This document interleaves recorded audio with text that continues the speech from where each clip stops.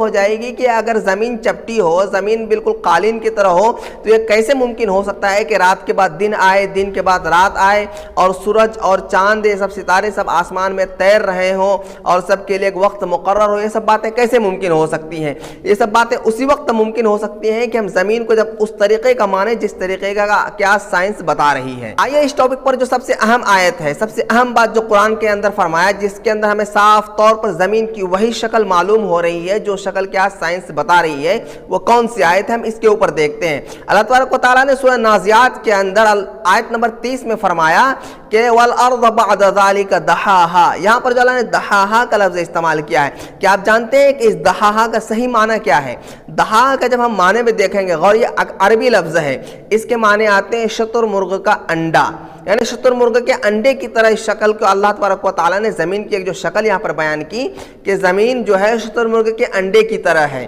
اب یہاں پر کوئی شخص یہ اعتراض کر سکتا ہے کہ بھائی زمین تو ہو بہو شتر مرغ کے انڈے کی طرح نہیں ہے, جو قرآن جو یہاں پر کہہ رہا ہے ہو بہو تو یہ شکل نہیں ہے. تو میں یہاں پر یہ کہنا چاہوں گا کہ اگر کوئی آپ کو یہ کہے کہ آپ عید کے چاند لگتے ہو, تو اس کا مطلب یہ نہیں کہ آپ چاند نہیں ہیں, اس کا مطلب یہ ہے کہ آپ عید کے چاند کی طرح خوبصورت ہیں. اسی طریقے سے اللہ نے یہاں پر قرآن کے اندر ارشاد فرمایا کہ وَالْأَرْضَ بَعْدَ ذَلِكَ دَحَاهَا, کہ زمین جو ہے شتر مرغ کے انڈے کی طرح ہے. تو آج سائنس نے بھی اس بات کو مان لیا ہے کہ زمین کی ہو بہو, یہ آپ یہ اسکرین کے اوپر خود شتر مرغ کا انڈا دیکھ سکتے ہیں کس شکل کی ہوتی ہے, ٹھیک ہے. تو زمین بھی اس شکل کی ہے یا اس انداز کی ہے, یعنی زمین کی طرف جو قرآن نے اشارہ کیا ہے کہ زمین بالکل چپٹی نہیں ہے, بالکل قالین کی طرح نہیں ہے, بلکہ زمین کی شکل اس طریقے کی ہے. یہ اللہ تبارک و تعالیٰ نے یہاں قرآن کے اندر ارشاد فرمایا. تو اب آپ مجھے بتائیے کہ یہ سب آیتیں آپ کو نظر نہیں آ رہی ہیں جہاں پر اللہ تبارک و تعالیٰ نے, جس سے یہ بات ثابت ہوتی ہے کہ زمین کی اصل شکل کون سی ہے, بلکہ وہ سب آیتیں آپ کو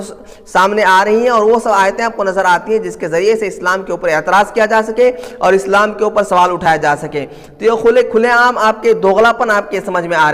سمجھ میں آ رہی ہے. اور